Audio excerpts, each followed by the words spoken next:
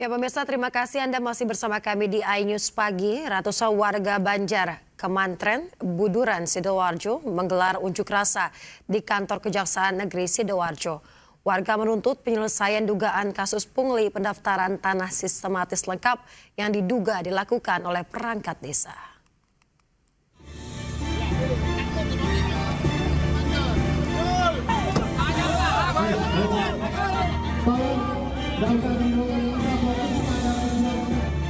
Ketegangan aktivitas kantor Kejaksaan Negeri Sidoarjo dikagetkan dengan aksi demo ratusan warga desa Banjar Kemantren, Buduran, Sidoarjo, Jawa Tengah. Dalam aksinya, warga menuntut agar Kejaksaan Negeri Sidoarjo segera menyelesaikan dugaan kasus pungli pendaftaran tanah sistematis lengkap yang diduga dilakukan perangkat desa setempat. Diketahui setiap warga yang mengurus PTSL diminta perangkat desa untuk membayar dana sekitar Rp234.000 per warga dengan alasan untuk kepentingan pembuatan patok dan membeli materai. Warga menyayangkan sikap Kejari Sidoarjo karena sejak proses penyelidikan berlangsung mulai April 2024 hingga saat ini belum terselesaikan. Terlihat sejumlah petugas keamanan sempat bersih tegang dengan warga lantaran warga tidak diperbolehkan masuk ke dalam kantor kejaksaan dan berusaha menutup pintu utama Kejaksaan Negeri. Kasus PTSL sudah saatnya dan sudah waktunya. Karena apa? Dari 31 April tahun 2024 sampai saat ini masih tahap penyelidikan. Nah ini kemana selama 8 bulan ini? Kemana laporan kami? Gitu loh. Nah ini yang kami anukan, yang kami tuntut di sini. Aksi demo warga ke kantor Kejari Sidoarjo ini akhirnya bubar setelah perwakilan kejaksaan menemui peserta aksi demo. Dari Sidoarjo, Jawa Timur, Pramono Putra, iNews melaporkan. Pemirsa, puluhan mama terlibat kericuhan saat eksekusi pembongkaran lahan bangunan di Kelurahan Girian Indah, Kota Bitung, Sulawesi Utara. Sejumlah mama ini pun nekat menghadang alat berat, bahkan diantaranya ada yang jatuh pingsan.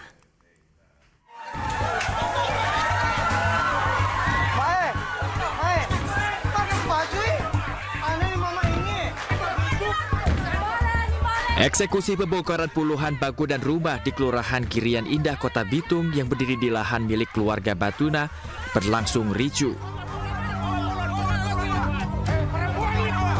Sejumlah mama pun nekat menghadang alat berat, bahkan hingga ada yang jatuh pingsan.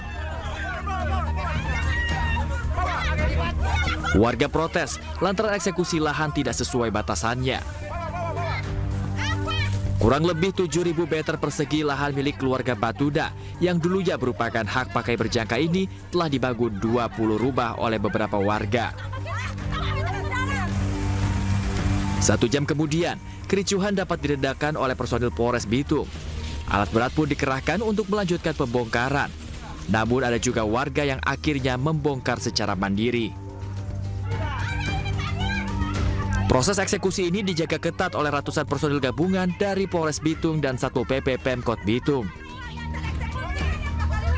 Dari Bitung, Sulawesi Utara, Francine Darunggo, iNews melaporkan. Pemirsa, meski larangan penjualan eceran gas 3 kg telah dicabut, namun warga masih kesulitan mendapatkan gas LPG bersubsidi tersebut. Di Tangerang dan Bekasi, pemirsa, warga harus mengantre hingga berjam-jam untuk mendapatkan jatah pembelian gas 3 kg.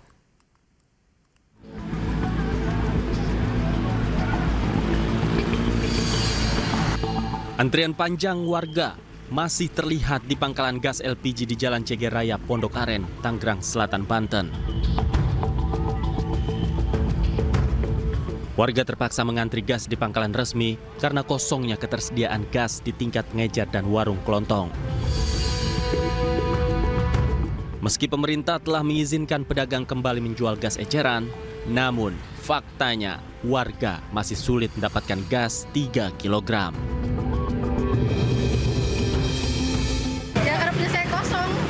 Buat masak terus gasnya karena kosong semua di rumah gitu. Artinya di warung-warung di rumah ibu memang masih kosong? Iya, nggak ada persediaan di warung-warung. Oke, kan kemarin kita tahu ya Presiden sudah menginstruksikan untuk pengecer boleh kembali menjual. Keadaannya seperti apa Bu di rumah Ibu? Masih kosong kah atau gimana? Iya, masih kosong. Oh, makanya Ibu antri nih? Iya, makanya saya ikut antri kalau di sini. Sementara itu, keberadaan gas LPG 3 kg di Kota Bekasi, Jawa Barat juga masih sulit didapatkan. Untuk memenuhi kebutuhan rumah tangga, warga terpaksa memburu gas LPG 3 kg ke sejumlah agen dan pangkalan yang letaknya jauh. Bahkan, mereka rela antri panjang sejak pagi untuk mendapatkan satu tabung gas yang dijual dengan harga Rp19.000.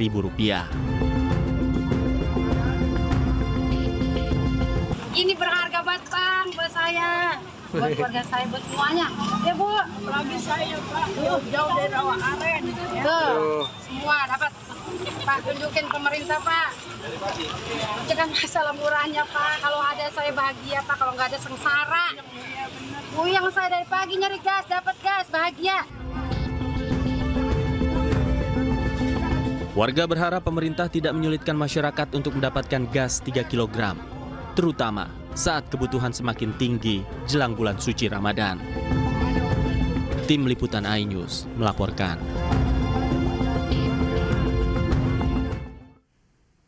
Pemirsa, pemerintah kembali memperbolehkan warung pengecer menjual gas 3 kg. Namun warga Kalideres, Jakarta Barat masih antri di agen atau pangkalan untuk mendapatkan gas melon.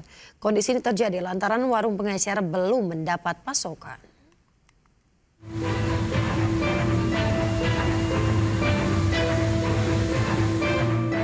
Warga Tegal Alur, Kalideres, Jakarta Barat ini masih antre di pangkalan atau agen penjualan gas untuk mendapatkan gas subsidi 3 kg. Dengan syarat menyerahkan fotokopi KTP, warga rela antre demi mendapatkan gas melon bersubsidi. Sejumlah warga mengaku hingga saat ini mereka masih kesulitan mendapatkan gas 3 kg di warung-warung pengecer. Ya, mudah-mudahan bisa normal lagi kayak dulu Pak. Dan kayak gini, susah nyarinya Pak, muter-muter banget gitu, udah susah Pak nyari gasnya. Susah? Susah. Dapatnya di mana? Ini, baru ini nih dapat, sudah 3 hari, dari hari Sabtu, Minggu, Senin, Selasa, Rabu. Sementara itu, pedagang warung pengecer mengaku belum mendapat pasokan gas 3 kg dari pangkalan atau agen. Kan biasanya kan kalau normal itu kan saya habisnya sehari kayak 12, bisa lebih kan, kadang ngambil 2 kali ke agen. Ya kasihan itu konsumen, bolak-balik dari warung-warung kan nggak ada, kalau di warung Madura kayak gini nggak dibolehin.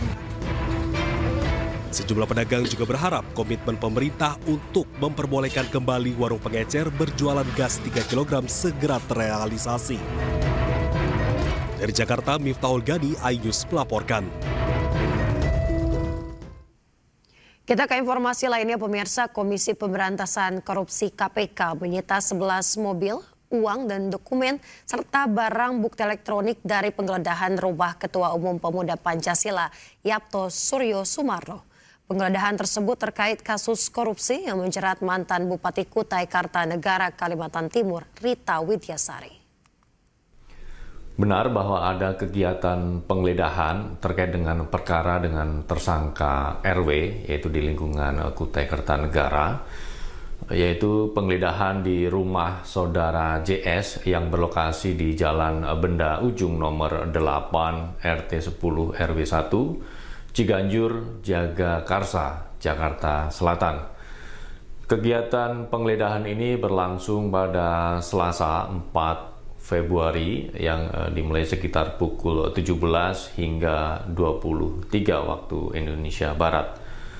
Adapun dari kegiatan penggeledahan tersebut, penyidik menyita 11 kendaraan bermotor roda 4, uang rupiah dan falas, dokumen dan juga barang bukti elektronik lainnya. Ya, pemirsa, sebelumnya KPK juga menggeledah rumah politisi Partai Nasdem sekaligus mantan anggota DPR RI Ahmad Ali. Penggeledahan terkait kasus tindak pidana pencucian uang yang menjerat mantan Bupati Kutai Kartanegara, Rita Widyasari.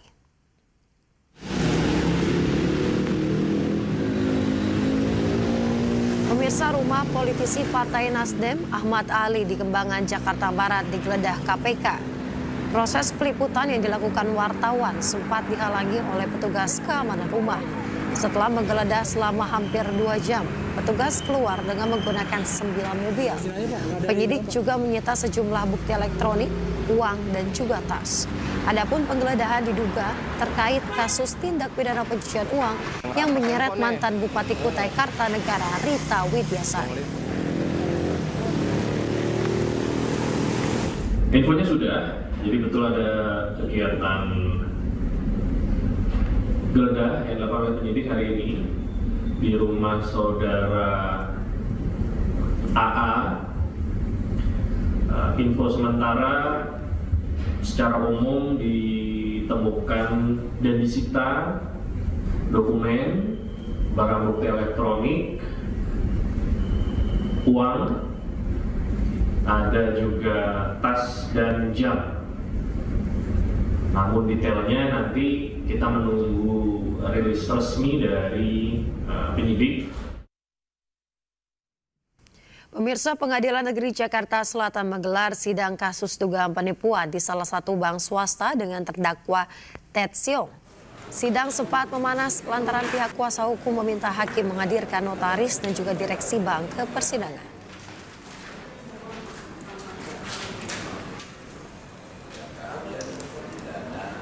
Dengan menggunakan kursi roda, terdakwa dihadirkan ke persidangan. Sidang yang beragendakan mendengarkan keterangan ahli pidana dan ahli perdata itu sempat memanas lantaran pihak kuasa hukum terdakwa meminta hakim memerintahkan jaksa penuntut umum menghadirkan notaris dan juga direksi bank tersebut ke persidangan sebagai saksi. Menurut kuasa hukum, saksi yang telah dihadirkan JPU di persidangan tidak melakukan verifikasi secara teliti terhadap debitur yakni Ted Siong. Sidang rencananya akan dilanjutkan pada Senin pekan depan dengan agenda pemeriksaan saksi lanjutan. Senin, insya Allah, kami akan mengajukan bukti-bukti yang berkaitan dengan beberapa nama-nama yang diduga menyalahgunakan kewenangannya sebagai pemilik bank. Itu kan kami buktikan di persidangan. Silakan teman-teman kutip nanti di persidangan. Ini biar terang, kalau memang klien kami melakukan kesalahan, oke. Tapi orang-orang yang terlibat, ya diikutkan juga dong. Pemirsa, tersangka pembunuhan dan pemerkosaan Arif Nugroho dan anak bos Prodia Muhammad Bayu Hartarto mencabut gugatan perdata terhadap AKBP Bintoro. Gugatan dicabut karena penggugat ingin menambah pihak tergugat dan melengkapi keterangan.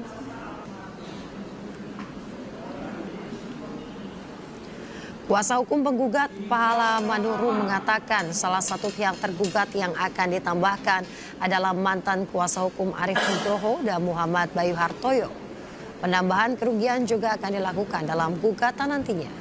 Penggugat juga mengungkapkan pendaftaran gugatan baru akan dilakukan dalam waktu dekat. Kemudian sidang akan kembali digelar pada 12 Februari 2025 mendatang.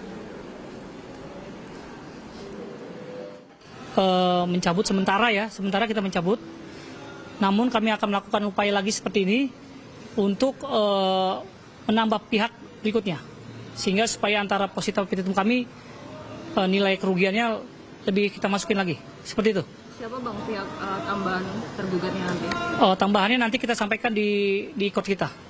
Gugatan. Ini kan kalau kita baca di SCP itu kan nilai gugatan 1,6 miliar ya? Betul. Kalau dari penambahan nanti berapa itu? Ya, yang sudah beredar dan ada pengakuan klien kami dan pernyataannya nanti kita akan sampaikan, itu akan tertera juga di dalam ikut kita. Penambahannya nanti kita belum bisa sampaikan sekarang, nanti terdata juga di ikut kita. Berapa orang tuh? Ada 1 atau 2 orang lah kita mau tambahkan. Pemirsa, Presiden Prabowo Subianto memberikan ultimatum kepada pejabat yang tidak patuh dan korup. Prabowo mengaku telah memberikan arahan kepada instansi untuk membersihkan institusi sebelum dibersihkan. Kami tidak akan ragu-ragu bertindak. 100 hari pertama, ya, saya sudah beri istilahnya peringatan berkali-kali. Sekarang, siapa yang bandel,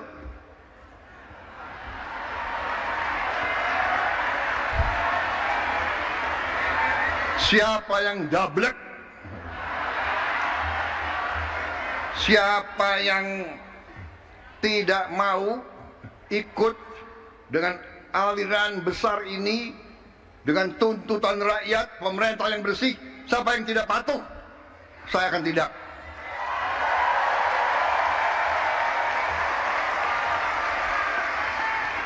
Jangan kira kami ini memang ada yang mengatakan saya ini ada,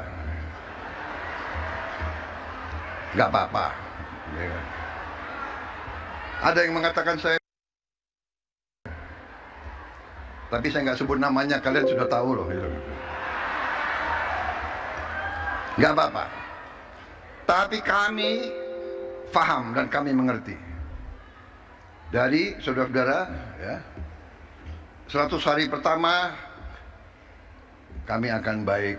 Dalam arti, saya berharap ada kesadaran. Saya pernah menyampaikan, seluruh aparat, seluruh institusi, bersihkan dirimu.